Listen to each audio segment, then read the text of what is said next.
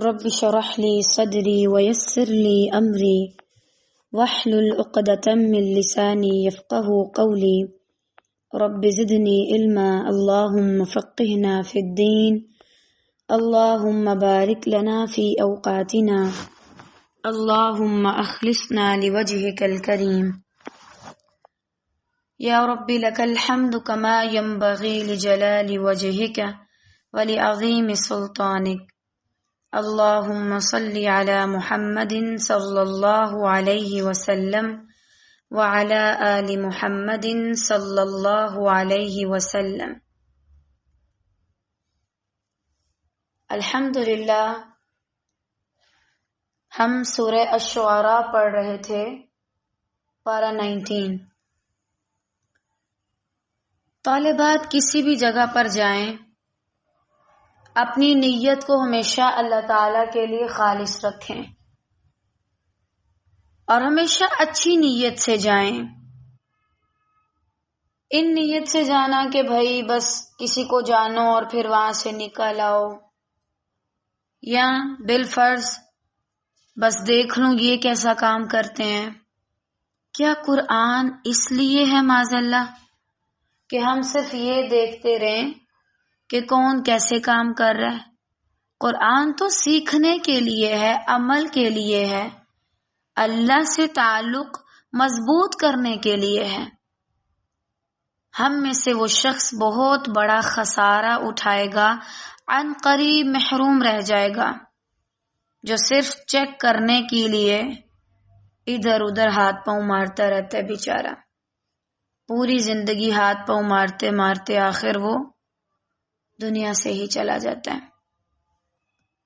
تو اپنی نیتوں کو اللہ کی خاطر خالص رکھیں اور ضرور اس نیت سے آئیں کہ مجھے کچھ سیکھنا ہے، مجھے عمل کرنا ہے، مجھے اللہ تعالیٰ سے تعلق مضبوط کرنا ہے۔ بہرحال ہم نے کل پڑھا تھا سورۃ الشعراء آیا 35 تک۔ ہم دیکھ رہے تھے موسیٰ علیہ السلام اور فرعون کے معرکے کے بارے میں، جو ان کا آپس میں ہو رہا تھا۔ وہ ان کو تبلیغ کر رہا تھا، سمجھا رہا تھا۔ موسیٰ علیہ السلام اللہ تعالیٰ کا پیغام پہنچا رہے تھے فرعون کو۔ تو آگے فرعون کا جو رد عمل ہے وہ دیکھنے کے قابل ہے، اور اس قابل بھی کہ انسان جب اس کو پڑھ لے تو پھر اس کے بعد وہ اپنا رویہ بدلے، اپنا عمل درست کرے، اپنے عمل میں بہتری لے کر کے آئے اور اپنے آپ کو ایسے تکبرانہ رویوں سے بچا کے رکھنے کی کوشش کرے۔ بہرحال فرعون نے کل ایک نیا شوشہ چھوڑا کہ دیکھو موسیٰ چاہتے ہیں کہ تمہاری زمین پہ قبضہ کر لے، یعنی جو مقام تمہارے پاس ہے، جو اتھارٹی تمہارے پاس ہے، وہ یہ خود لینا چاہتا ہے۔ وہ چھوٹی سوچ، انسان جیسا خود ہوتا ہے، جو اس کو عزیز ہوتا ہے وہ پھر اسی سے ملتی جلتی باتیں کیا کرتا ہے۔ بہرحال آگے کیا ہوا آیت 86 میں دیکھتے ہیں۔ بسم اللہ الرحمن الرحیم قالوا ارجه واخاه وابعث فی المدائن حاشرین۔ ان سب نے کہا آپ اسے اور اس کے بھائی کو مہلت دے دیجئے۔ کس نے کہا؟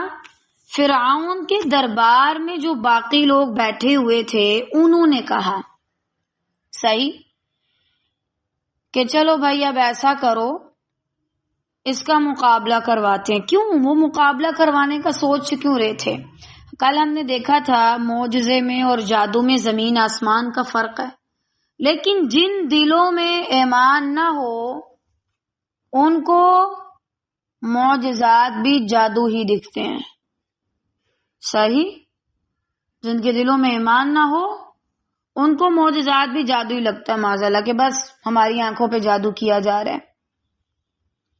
تو چونکہ وہ اس کو سمجھے ہی جادو تھے، اس لیے کہا چلو آؤ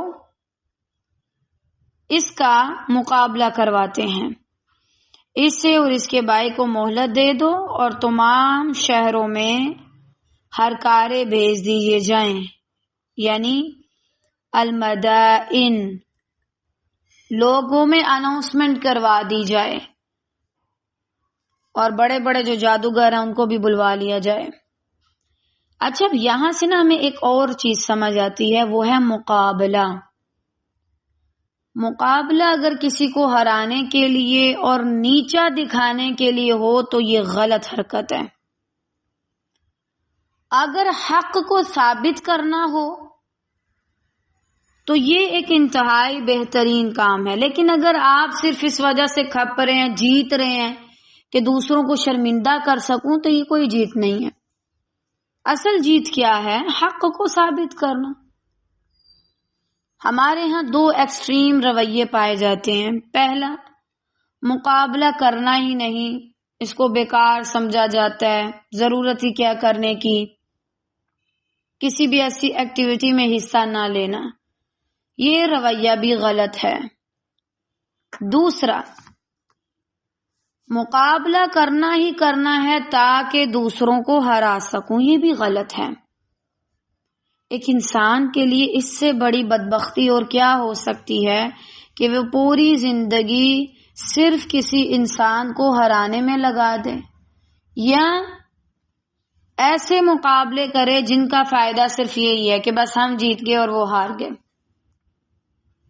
آج آپ اگر میچ کو دیکھیں جو پاکستان اور انڈیا کے درمیان کھیلا جاتا ہے یا اور ممالک کے درمیان، کوئی فائدہ نہیں اس کا دنیا آخرت میں، بالکل بیکار ہے وہ۔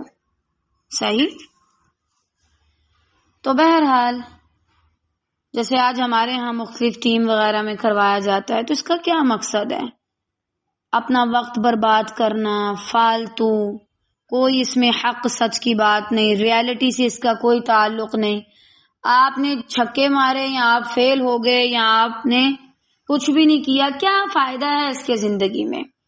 ہاں، اگر آپ تھوڑا بہت کبھی کبھار کھیلتے ہیں، اٹس اوکے، یہ بھی ایک ایکٹیویٹی ہے، جسمانی ایکسرسائز ہے ایک طرح سے، لیکن ان چیزوں کو اتنا آگے لے آنا کیوں؟ دیکھیں، موسیٰ علیہ السلام کیا مقصد لے کے گئے تھے؟ آزاد کروانے کا بنی اسرائیل کو اللہ تعالیٰ کے تعارف کے بعد۔ اب اس مقابلے کا کیا مقصد تھا؟ تاکہ موسیٰ علیہ السلام ثابت کر سکیں وہ اللہ کے نبی ہیں تو صحیح، لیکن ان کو پروف دکھا سکیں، پھر اس کے بعد یہ بنی اسرائیل کو آزاد کروا لیں۔ ہمارے ہاں تو آزادی کی تحریکیں چل رہی ہیں، لیکن ہم بیٹھے چھکے لگا رہے ہیں، میچ دیکھ رہے ہیں، رو رہے ہیں، دعائیں کر رہے ہیں۔ اللہ کے بندو، موسیٰ علیہ السلام نے یہ نہیں کیا تھا کہ چلو آؤ کھیلنا شروع کر دیتے ہیں معاذ اللہ، جیسے آج ہمارے ہاں ہو رہا ہے۔ ابھی پچھلے دنوں ہی اللہ رحم کرے غزہ پہ لوگ جا رہے تھے، غزہ کی طرف سفر کر رہے تھے، کن حالات میں بجائے اس کے ان کی مدد کریں، ان کو سپورٹ کریں، ان کے لیے دعا کریں، پاگلوں کی طرح لگے ہوئے ہیں میچ دیکھنے اور دکھ منانے، سوگ منانے کہ ہم کیوں ہار گئے۔ یہ ہے ضیاء۔ جب کسی قوم کو بگاڑنا ہو، تباہ کرنا ہو، اندر ہی اندر اس کو ختم کرنا ہو، اس کو پتہ بھی نہ چلے اور آپ اس کو کھا جائیں پورے کا پورا، تو اس کو فالتو مقابلوں میں لگا دو۔ یہ مجھے یہ والا کپ جیتنا ہے، تو مجھے یہ والا کام کرنا ہے۔ آپ ہر بار میچ ہارتے ہیں، صحیح بات ہے، لکھوا لیں مجھ سے، یہ اسی وجہ سے ہے، اللہ نے آپ کو اس کام کے لیے پیدا ہی نہیں کیا کہ آپ گیندوں کو بلوں سے اڑاتے جائیں۔ اللہ نے آپ کو اور مقاصد دیے ہیں، آپ کو قوموں کا مقابلہ کرنا ہے، آپ کو کرکٹ میچ کی ٹیم کا مقابلہ نہیں کرنا، آپ اس کے لیے پیدا ہی نہیں ہوئے۔ یہی وجہ ہے کہ آپ کا وہ مقصد نہیں، آپ ہمیشہ ہار جاتے ہیں، ٹھیک ہے نا؟ ورنہ جنگ تو ہوتی بھی ہے، ہوئی بھی ہے، اس میں تو نہیں آپ ہارے، اللہ نے آپ کو فتح دی۔ کیوں؟ کیونکہ آپ کا مقصد وہ ہے۔ آپ کسی کافر قوم سے کرکٹ کھیلنے کے لیے پیدا نہیں ہوئے۔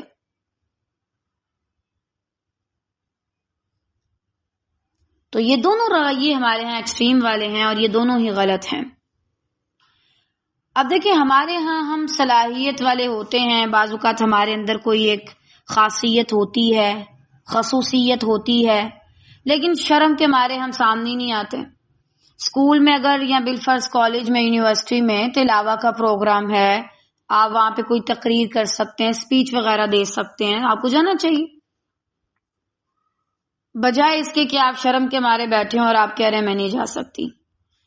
کچھ ایسے مقابلے ہیں جیسے میں نے بتایا جن کا کوئی مقصد نہیں، وہ تو ہیں ہی بیکار، اس میں تو آپ اس کو دیکھیں بھی نہیں، دیکھنے بھی نہ جائیں. لیکن جو ایک ایسا ہے کہ جس پہ آپ حق بات آگے لوگوں تک کنوے کر سکتے ہیں، وہ والا میسج، تو آپ کو کرنا چاہیے.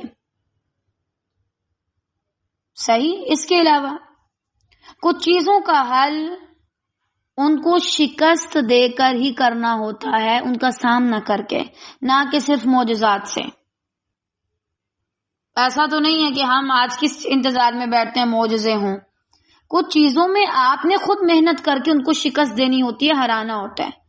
چاہے وہ زندگی میں کوئی اور معاملہ ہے، کوئی شخص، کوئی فیصلہ آپ کے لیے فرعون کی طرح بن گیا زندگی میں، مثلا کہ وہ آپ کو اللہ سے دور کر رہا ہے اور اپنے زیادہ قریب کر رہا ہے، تو اس کو بھی تمہیں شکست دینی ہوگی. اس کے بعد تم دیکھ لو تمہاری زندگی میں کیسے کیسے معجزات ہوتے ہیں.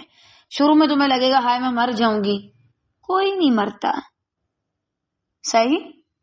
اللہ کے راستے میں لڑ کر آپ دوسروں کو ہرا دیتے ہیں. کبھی ایسا نہیں ہوتا کہ آپ خود مر جائیں، وہ چاہے سوچیں ہوں، انسان ہوں، رشتے ہوں، تعلقات ہوں، ہمارا ماضی ہو. اس کے علاوہ لوہے کو لوہا ہی کاٹتا ہے، یہ جملہ تو آپ نے سنا ہوگا. ایسے ہی دیکھیں موسیٰ علیہ السلام کوئی اور چیز نہیں لے کر کے آئے، نہ ید بیضا دکھایا اور نہ کچھ اور. مقابلہ تھا کون سا؟ یہ جو لاٹھی سے اژدہا بنانے والا. تو بہرحال جو انہوں نے کہا، جس طرح ان کا تھا، اسی کے جیسا ملتا جلتا معجزہ دکھایا. ہمیں بھی بعض اوقات انہی چیزوں کو استعمال کرنا چاہیے اور پھر دشمنوں سے آگے چل کے انہیں پیچھے چھوڑ دینا چاہیے، انہیں ہرانا چاہیے. صحیح. آج ہم فالتو چیزوں میں تو مقابلہ کرتے رہتے ہیں. ہمیشہ یاد رکھیں طالبات، جب آپ اصل مقابلہ چھوڑ دیں گے جس کے لیے آپ کو پیدا کیا گیا تھا، تو آپ فالتو مقابلوں میں گر جائیں گے. مجھے فرسٹ پوزیشن لینی ہے، مجھے زیادہ خوبصورت لگنا ہے، مجھے یہ کام ایسے کرنا ہے، مجھے اس سے بھی زیادہ دوستیں بنانی ہیں، مجھے اس سے بھی زیادہ اداروں میں کام کرنا ہے، مجھے فلاں فلاں. یعنی مقابلہ اس چیز میں کرو جس میں بنتا ہے، اور اس کا ایک خاص مقصد ہے کہ تم حق کو واضح کرنا چاہتے ہو. اس کے علاوہ تو کچھ بھی کرو گے وہ صرف وقت کو برباد کرنا ہے. تو بہرحال یہاں انہوں نے کہا ٹھیک ہے چلو صحیح ہے، اب ذرا مقابلہ کرواتے ہیں. یأتوک بکل سحار علیم. آیت 84 میں فرعون نے کیا کہا تھا موسیٰ علیہ السلام کو؟ یہ ساحر علیم ہے، یعنی بڑا عقل مند جادوگر ہے، اس کے پاس بڑا علم ہے جادو کا معاذاللہ. تو اب اس کے ساتھیوں نے بھی یہی کہا ہے 87 میں، یأتوک بکل سحار علیم. اب تمہارے پاس بھی جادوگر آئیں جو علیم ہو. اور سحارن کا کیا مطلب ہے؟ سحارن کا صیغہ کیوں استعمال کیا گیا؟ یعنی وہ ایک دوسرے کی مدد بھی کریں. اگر یہ ساحر ہے اکیلا ہے تو وہاں پر سحار سارے آ جائیں اور اس کے خلاف اکٹھے ہوں. اب آپ یہاں سے دیکھیں اللہ تعالیٰ نا بہت حکمت کے ساتھ معاملہ کرتے ہیں. اگر بالفرض کچھ لوگوں کے اندر ایک شوق جاگا کہ ہم یہ کام کریں گے، تو ضروری نہیں کہ وہ پوری کی پوری جو ٹیم ہے اگر اس میں 10 بندے ہیں تو ہر بندے کو مینجمنٹ آ جائے، ہر بندے کو پڑھانا آ جائے، ہر بندے کو تجوید آ جائے، ہر بندے کو بولنا آ جائے، ہر بندے کو لکھنا آ جائے، ہر بندے کو ایڈیٹنگ آ جائے، ہر بندے کو حدیث آ جائے نا. موسیٰ علیہ السلام اور ہارون علیہ السلام دونوں ایٹ اے ٹائم نبی ہیں، لیکن معجزات ایک ہی کو ملے. آپ میں سے بھی بہت سے لوگ عنقریب مل کے کام کریں گے، لیکن ضروری نہیں کہ ہر ایک کے پاس بہت بڑی بڑی صلاحیتیں ہوں. ہر صلاحیت کام کی ہے. اب دیکھیں ہارون علیہ السلام نے یہ نہیں کہا کہ نہیں میں تب جاؤں گا جب مجھے بھی یہ والا معجزہ دو، نہ، ایک کے ہاں بھی کافی ہے. اسی لیے شاید کسی بھی ادارے میں جو پڑھانے والا بندہ ہوتا ہے وہ ایک ہوتا ہے، صحیح، جیسے ہم عموماً جامعات وغیرہ میں دیکھتے ہیں. وہ الگ بات ہے کہ باقی سب بھی کرتے ہیں، لیکن وہ ایک اسی کام کے لیے خاص ہوتا ہے، پھر اسی پہ زیادہ محنت کرتا ہے، باقی چیزوں پہ دھیان نہیں دیتا. تو یہ بھی بڑا اچھا طریقہ ہے. ہمیں قبول کرنا چاہیے، نہ کہ حسد کرنا چاہیے، نہ کہ مقابلے بازی پہ اتر آنا چاہیے. اب دیکھیں موسیٰ علیہ السلام اور ہارون علیہ السلام دو ہیں نا، لیکن اتنے زیادہ کا مقابلہ کیسے کریں گے؟ سحارین عالم اتفاق کے ساتھ، ایک دوسرے کا احترام اور ایک دوسرے کو قبول کرتے ہوئے جو اللہ نے انہیں دیا ہے. اگر مجھے وہ نہیں ملا تو مجھے کچھ اور ملا ہوگا. ہمارے ہاں فساد کب ہوتا ہے؟ جب ہم اپنی صلاحیت کو نہیں پہچانتے اور ہم کہتے ہیں دوسروں کی صلاحیتیں میرے اندر آ جائیں. جب یہ ہوگا تو آپ بکھر جائیں گے، اور اگر آپ ساتھ مل جائیں تو آپ نکھر جائیں گے. صحیح. اگر آپ گر جائیں گے اپنے ضمیر سے، سوچ میں گر جائیں گے، تو یہ نکھر کا نقطہ بھی گر کے بکھر پہ آ جائے گا اور آپ کو بکھیر دے گا. اس وجہ سے محتاط رہیں اور قبول کریں اللہ نے جس کو جو جو دیا. بہرحال اس کے بعد کہنے لگے کہ تمہارے پاس لے آئیں یا آ جائیں گے جادوگر، علم والے، بڑے جاننے والے. یعنی ان دونوں کو فی الحال ان کے حال پہ چھوڑ دو اور تمام شہریوں سے جادوگروں کو جمع کر کے ان کا باہمی مقابلہ کرواؤ، پھر دیکھا جائے کہ اصل میں معاملہ کیا ہے.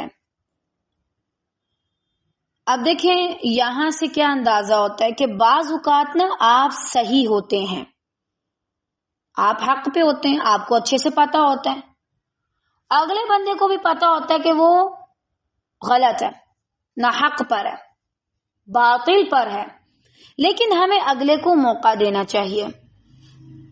اور اللہ تعالیٰ کا یہ اصول مجھے بہت حیران کرتا ہے. وہ اپنے سرکش سے سرکش، باغی سے باغی بندے کو بھی موقع دیتا ہے کہ لگا لو اپنا زور. کیوں؟ جب وہ پوری محنت کر کے، ایک یہ ہے کہ وہ بنا محنت کے ہار جائے، اس میں اتنا مزہ نہیں.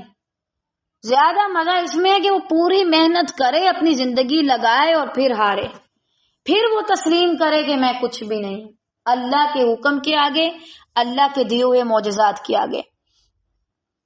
تو بعض اوقات اگر سنیں آپ حق پر ہوں نا تو آپ اگلوں کو موقع دیں تاکہ وہ جو کرنا چاہتے ہیں آپ کے خلاف، جس کو اکٹھا کرنا چاہتے ہیں کر لیں.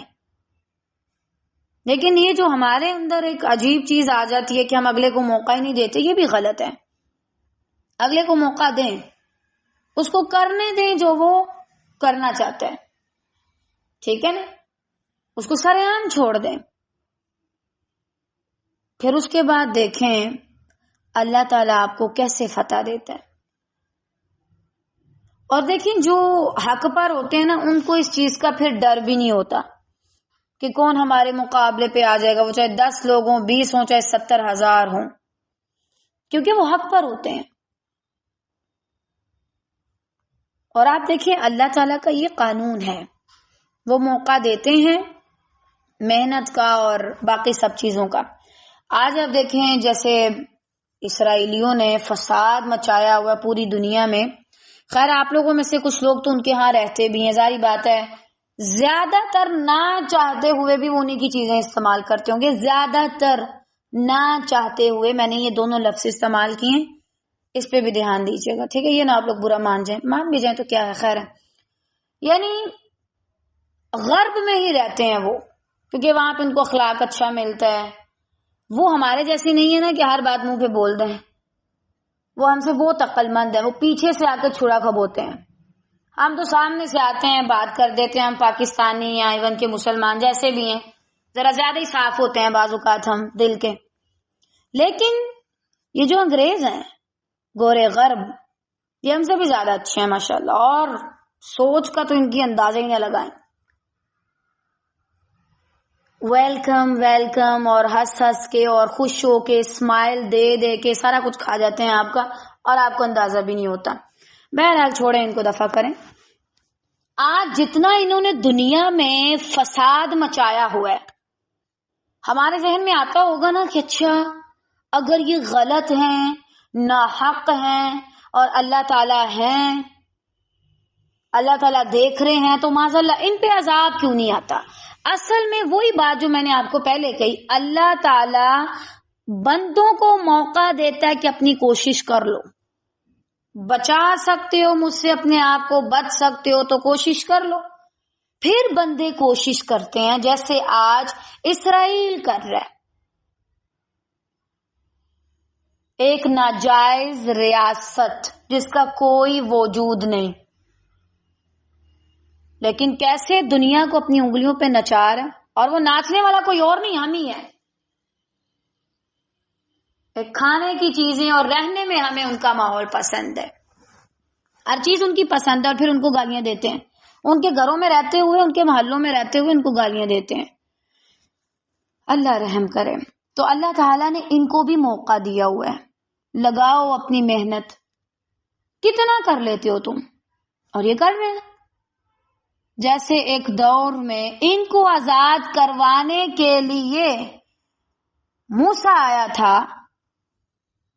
اور آج اتنا فساد مچا رہے ہیں، ان کو دوبارہ سے اسی انجام تک پہنچانے میں دوبارہ سے کوئی فرعون آئے گا، اور آتے رہتے ہیں.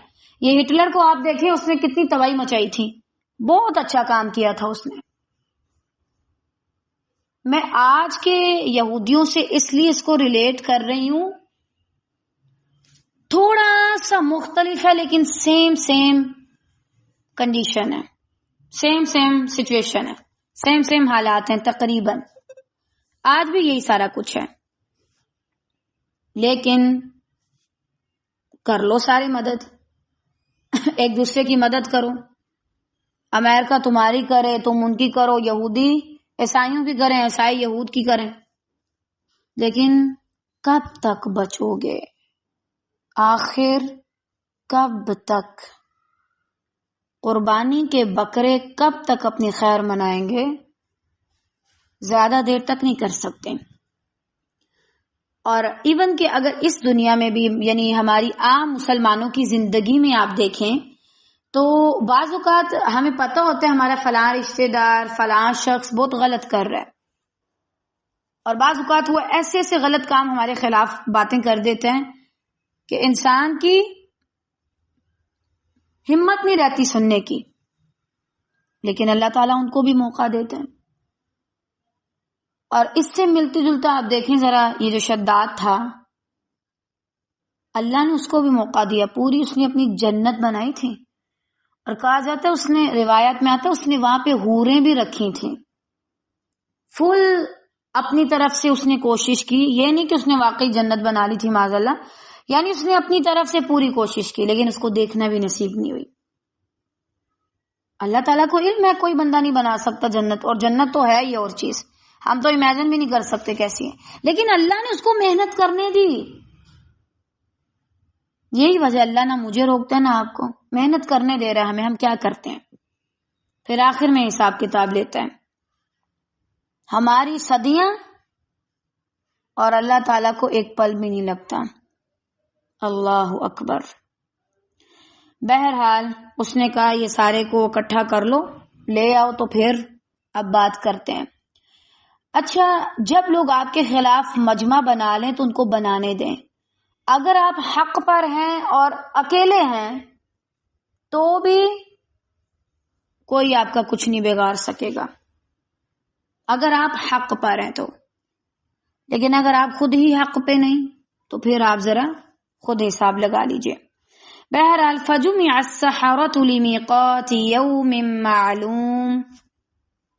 نہ جانے ہمارے بھی ارد گرد کتنے سحار جو ہمارے بارے میں علیم یعنی ہمیں تھوڑا بہت جاننے لگ جاتے ہیں، وہ ہمارے خلاف طرح طرح کی باتیں کرنے لگ جاتے ہیں۔ کتنے سحار ہماری ذات کے بارے میں علیم ہونے کے بعد ہمارے خلاف ہو جاتے ہیں۔ ہونے دیں۔ فجمع السحرة لمیقات یوم معلوم، پھر ایک مقرر دن کے وعدے پر تمام جادوگر جمع کیے گئے۔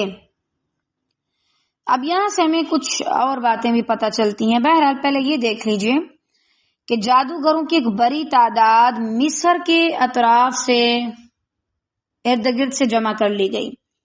ان کی تعداد 12,000، 17,000، 19، 30 اور بعض روایات میں 80,000 بھی آتی ہے۔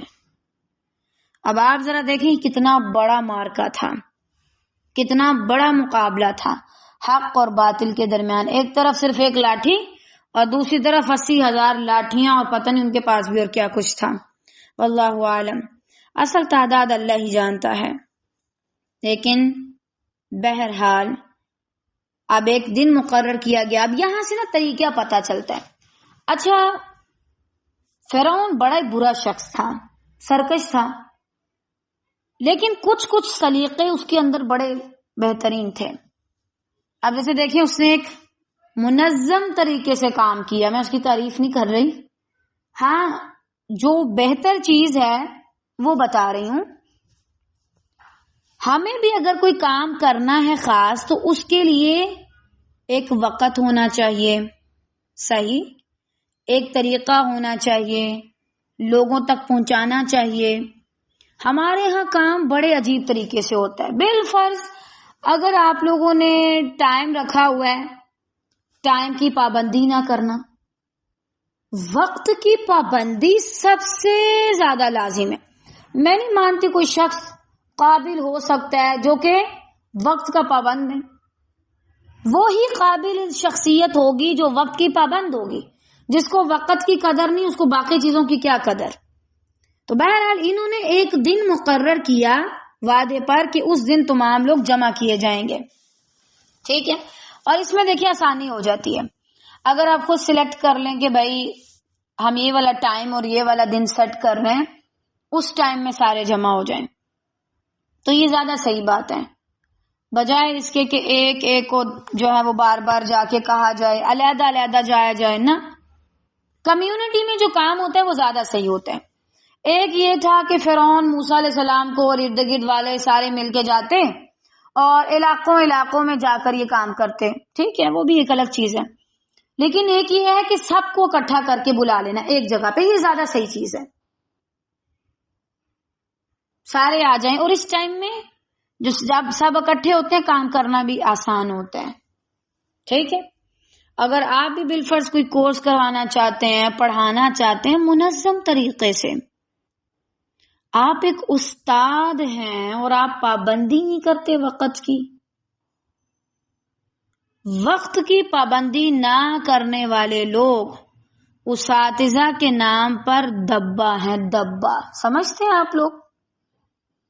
ایک بہترین استاد کبھی بھی شاگردوں کو انتظار نہیں کرواتا، اپنا ٹائم بتاؤ اور اس کے بعد لوگ آ جائیں، پھر تم اسی وقت شروع کر لو۔ اور میری نظر میں 2 کا مطلب 2 ہے۔ 2:03 ہونے کا کیا مطلب ہے کہ آپ 3 سیکنڈ لیٹ آئے، 3 سیکنڈ میں آپ سلام کر سکتے تھے، وہ وقت آپ کا برباد ہوا۔ تو اگر لمیقات یوم معلوم ہمارے ہاں بھی سیٹ ہے، کہیں ہم نے بھی کہیں پہ رکھی ہوئی ہے، تو پھر اس کی پابندی کریں۔ شاید ہم انوکھے زمانے کے انوکھے لوگ ہیں، ہم وقت رکھتے ہی اس لیے ہیں تاکہ اس کی پابندی نہ کی جائے، ورنہ لوگ تو اس لیے رکھتے ہیں تاکہ اپنا وقت بچایا جائے، ہم رکھتے ہیں تاکہ اور زیادہ ضائع کیا جائے۔ وہ رولز توڑنے کے لیے رولز بناتے ہیں ہم، عجیب لوگ۔ بہرحال پھر ایک دن مقرر ہوا اور اس دن یہ سارے اکٹھے ہوئے. وقیل للناس هل انتم مجتمعون، اور عام لوگوں سے بھی کہہ دیا گیا کہ تم بھی مجمع میں حاضر ہو جاؤ، یعنی عوام کو بھی تاکید کی جا رہی ہے کہ تمہیں یہ معرکہ دیکھنے کے لیے ضرور حاضر ہونا ہے. اب آپ دیکھیں موسیٰ علیہ السلام کی کیا کیفیت ہوگی. حق پر ہیں لیکن اتنے زیادہ لوگ ایٹ اے ٹائم آ جائیں اور ان 80,000 کے علاوہ باقی لوگ بھی ہوں تو کتنا زیادہ انسان کو ایک طرح سے پینک ہوتا ہے، انزائٹی ہوتی ہے. صحیح، لیکن وہ مطمئن ہے. کیوں؟ کیونکہ وہ حق پر تھے. یہی ہے حق کا فائدہ اور حق کی شان. اکیلا بھی ہو تو بڑی شان اور وقار کے ساتھ کھڑا ہوتا ہے، مطمئن. اور باطل کے آس پاس چاہے 70,000 80,000 لاکھوں افراد ہوں اس کو سپورٹ کرنے کے لیے، پھر بھی بیچارہ مرجایا سا اور لڑکھڑا کے کھڑا ہوا ہوتا ہے. یہ نقصان ہے، یا کہہ لیں کہ معاذ اللہ ایک طرح سے لعنت ہے باطل کی، اور شان ہے اپنی ہی حق کی. صحیح. تو اب عوام الناس کو بھی بلایا گیا کہ آپ بھی آئیں. اچھا، لوگوں کو جمع کرنے کا کیا مقصد ہوتا ہے؟ یہاں پہ لوگوں کو کیوں جمع کیا جا رہا تھا؟ حق اور باطل میں فرق واضح کرنے کے لیے. ہم لوگوں کو کیوں جمع کرتے ہیں؟ کیوں چاہتے ہیں کہ ہمارے ارد گرد زیادہ لوگ آئیں؟ چلیں سوشل میڈیا کا حساب لگاتے ہیں، تاکہ میں فیمس ہو جاؤں، راتوں رات میرے لائکس ویوز اور کیا ہوتے ہیں وہ فالوورز بڑھ جائیں، زیادہ ہو جائیں. پہلے بات، اگر واللہ آپ کے اندر فیمس ہونے کی چاہت ہے، آپ بہت کمزور انسان ہیں. اور ایسا شخص داعی دین ان معنوں میں نہیں بن سکتا. صحیح معنوں میں داعی دین وہ ہے جو اس چیز سے اپنے آپ کو آزاد کروا لے. جو اسی چیز میں پھنسا رہا وہ بیچارہ اسی میں پھنستا رہے گا، اس کا نفس اس کو اپنی طرف اور زیادہ اپنا غلام بنا لے گا، قید کرنا شروع ہو جائے گا. مطلب آپ اللہ کو بھی چاہتے ہیں اور آپ تعریف بھی چاہتے ہیں. آپ یہ بھی مانتے ہیں کہ اللہ ہی باقی ہے، نہ اس سے پہلے تھا کچھ اور نہ ہی ہو سکتا ہے.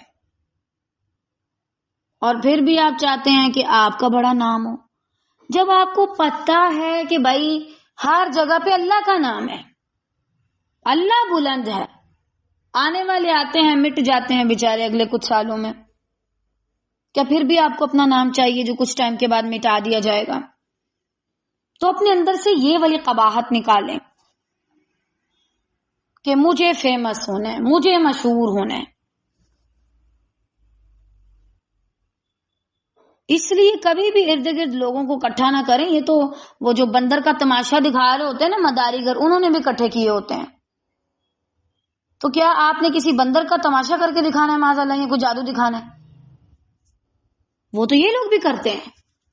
آپ کبھی دیکھیں یہ جو مداری دکھاتے ہیں، کھیل تماشا، یہ جو بندر عجیب عجیب حرکتیں کرتے ہیں، ان کے ارد گرد کس قدر رش ہوتا ہے، لیکن کیا ان کی کوئی اتنی ویلیو ہوتی ہے؟ نہیں ہوتی، کیونکہ وہ کام ہی ایسے. آپ بھی ایک حقیر سا کام کر رہے ہیں صرف اس لیے کہ میں فیمس ہو جاؤں، عجیب عجیب ویڈیوز ڈال رہے ہیں، مشہور ہو جاؤں، لوگ مجھے جانیں. اپنے اندر سے ان چیزوں کو نکال کے باہر پھینک دے، ورنہ آپ زیادہ ٹائم کے لیے دین کے کام میں ٹک نہیں پائیں گے. میں پڑھی لکھی ہوں پھر بھی میرے خاندان میں مجھے ویلیو کیوں نہیں دی جاتی؟ میں پڑھی لکھی ہوں، میرے ہسبینڈ مجھے ویلیو کیوں نہیں دیتے؟ میرے بچے کیوں نہیں مانتے کہ میں ٹیچر ہوں؟ ٹیچر بعد میں، آپ ان کی ماں پہلے ہیں. اسی طرح شوہر کی بیوی آپ پہلے ہیں، اس کے بعد آپ اس کی ٹیچر نہیں بن سکتی. ویسے اس کو سمجھانا ہے تو اور طریقے سے سمجھائیں. آج ذرا اپنے لیے سب جائزہ لکھیں، اپنے لیے سوال لکھیں اور اپنا جائزہ لیں. میں لوگوں کو اپنے آس پاس کیوں اکٹھا کرنا چاہتی ہوں؟ اگر دیکھا جائے تو بھی آپ سب بھی میرے پاس اکٹھے ہوئے ہیں، میری کیا نیت ہے؟ مجھے بھی سوچنا چاہیے. کیا میں اس لیے لوگوں کو جمع کرتی ہوں میں ان کو حق بتا سکوں، میں ان تک اللہ کا پیغام پہنچا سکوں، میں ان کو اللہ سے جوڑ سکوں، یا اس وجہ سے کہ میں ان کو صرف اپنے ساتھ جوڑ سکوں، صرف معاذ اللہ ان کو ان کے خود کو مشہور کر سکوں، میری ایک پہچان ہو، میرا ایک نام ہو معاذ اللہ؟ یا پھر اب یہاں پہ ہمارے پاس دیکھیں دو کردار سامنے آتے ہیں، موسیٰ علیہ السلام کا اور فرعون کا۔ موسیٰ علیہ السلام کے اجتماع کا کیا مقصد تھا؟ لوگوں کے سامنے اکٹھا ہو کے لوگوں کو اکٹھا کرنے کا ان کا کیا مقصد تھا؟ یعنی وہ یہ چاہتے تھے، یعنی موسیٰ علیہ السلام کیا چاہتے تھے کہ میں حق بتاؤں، اور فرعون کیا چاہتا تھا کہ میں باطل دکھاؤں۔ اب ہمارے یہاں بھی بالکل ایسا ہی ہوگا، ایک بندہ لوگوں کو اکٹھا کرے گا حق دکھانے کے لیے اور دوسرا ان کو گمراہ کرنے کے لیے، فرقہ واریت میں ڈالنا، لوگوں کو فرقہ مسلک پرستی دکھانا، مسلک پرست بنا دینا، کسی خاص امام کے پیچھے ان کو لگوا دینا، حتیٰ کہ وہ بھول جائیں وہی کس پہ اتری تھی، معاذ اللہ، حتیٰ کہ وہ بھول جائیں مجھے کس کی بات ماننی تھی۔ میں دیکھتی ہوں یہ جو چاروں ائمہ ہیں، اللہ تعالیٰ ان پہ رحم کرے، جب میں نے ان کے بارے میں خود پڑھا، واللہ مجھے ان کی عادتوں کی وجہ سے بڑی زیادہ ان ائمہ سے انسیت محسوس ہوئی مجھے، لیکن جب میں نے لوگوں کو دیکھا، مطلب استغفر اللہ، کوئی امام ابو حنیفہ کے پیچھے پاگل ہے، کوئی امام مالک کے پیچھے، مطلب میں تعجب میں پڑ گئی کہ یہ تو ساری زندگی لوگوں کو عقل سکھاتے گئے اور ان کے بعد والے بے وقوف بن گئے، ان کا سر کیسے پھر گیا؟ مطلب مجھے یہ بات ابھی تک سمجھ نہیں آتی، واللہ ان لوگوں کا مقصد کچھ اور تھا، ہمارا بالکل الٹ ہے۔ اور میں آپ کو اکثر کہتی ہوں اگر آپ میں سے کوئی بڑا مسلک پرست ہے تو واللہ میری کلاس میں نہ آیا کرو، صحیح بات ہے۔ مجھے لگتا ہے اس سے بھی نا وہ ایک عجیب سی وائبز آتی ہیں، کیونکہ وہ بندہ جو اس کے ارد گرد بیٹھے ہوتے ہیں یا وہ بازو کا چیٹنگ پہ میسج کر کے بتا رہا، دیکھو گروپ لیفٹ کر دوں، کچھ ایسی باتیں مجھے سننے کو ملتی ہیں، انہوں نے فلاں امام کو یہ بول دیا۔ بھائی آپ کی کیوں اتنے رگیں دکھ رہی ہیں؟ آپ مقصد پہ رہے، لوگوں کو فرقوں میں بانٹنے کے لیے، اس لیے ان کو اکٹھا کرتے ہو یا اس وجہ سے کہ ان کو حق دکھا سکو؟ فیصلہ تمہارے اپنے اوپر ہے اور اس کا انجام بھی تمہیں دیکھنا پڑے گا۔ حق کے لیے اکٹھا کرو گے تو تمہیں برکت ملے گی اور تم نواز دیے جاؤ گے، باطل پر اکٹھا کرو گے تو تم تباہ و برباد کر دیے جاؤ گے، کیونکہ جھوٹ کہیں بھی آ جائے زاہق چلا جاتا ہے، نکل جاتا ہے، پھسل جاتا ہے، دفع ہو جاتا ہے، کہیں بھی نہیں ٹکتا جھوٹ، صحیح؟ تو آج ہمیں دیکھنا چاہیے ہم کس نیت سے جمع ہوتے ہیں۔ اگر میں پڑھانا چاہتی ہوں تو میں کیوں پڑھانا چاہتی ہوں؟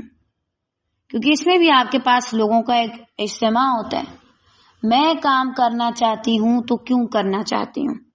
مجھے ہسٹری میں نام لکھوانا ہے، مجھے کارڈ پہ نام لکھوانا ہے، یا مجھے کیا کرنا ہے؟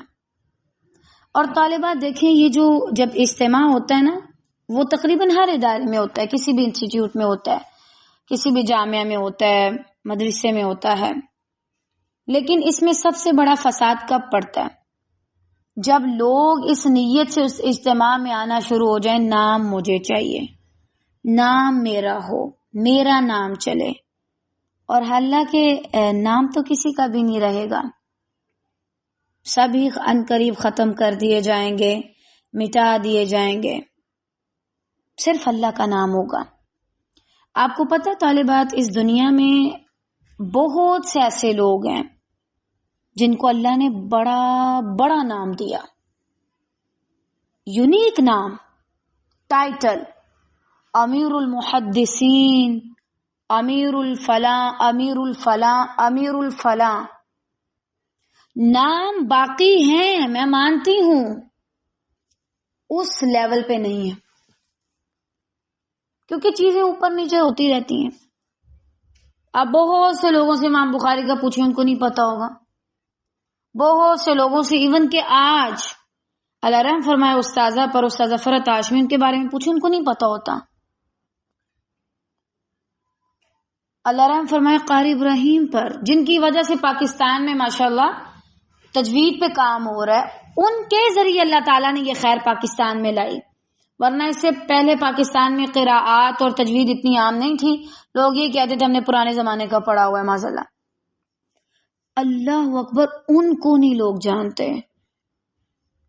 تقریباً اللہ تعالیٰ نے مجھے تجوید کے جتنے استاد دیے، اللہ ان پہ رحم کرے، وہ سب سے بہترین ہے ابھی تک فی الحال.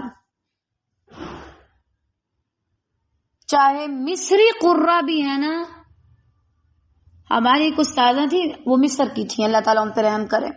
اور ظاہر بات ہے وہ تو ہوتے ہی شروع سے عربی لہجہ آتے ہیں ان کے، لیکن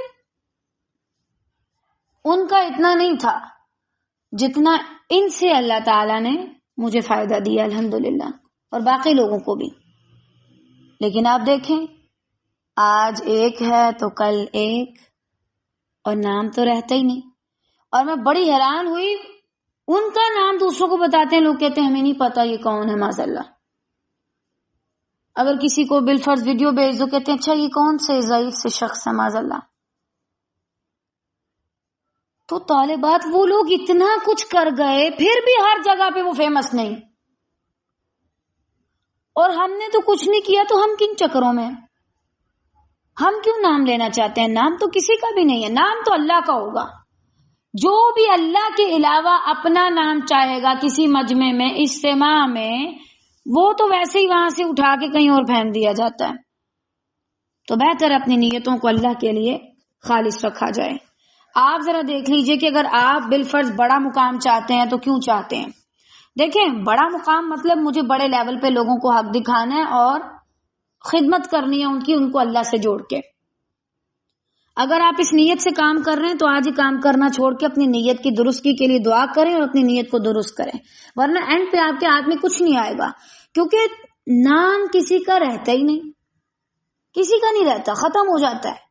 ایک وقت پہ بہت پیک پہ ہوتا ہے ایک شخص کا نام، پھر اس کے بعد دوبارہ سے نیچے آ جاتا ہے. پھر وہ کہیں کتابوں میں کہیں پڑھا رہتا ہے، کوئی سرچ کرے تو بس آتے ہیں ہاں اس میں چوتھے پانچویں نمبر پہ اس کا نام ہے. اور سرچ کون کرتے ہیں؟ اکا دکا لوگ. ہم بھی نہیں کرتے ہر کسی کو سرچ، ٹھیک ہے نا. اس لیے بہرحال اپنی نیتوں کو خالص کریں اور چیک بھی کریں. بارک اللہ فیک. کافی یہیں تک، باقی انشاءاللہ ہم کل پڑھیں گے. سبحان ربک رب العزت عما یصفون وسلام علی المرسلین والحمد للہ رب العالمین. السلام علیکم ورحمۃ اللہ وبرکاتہ.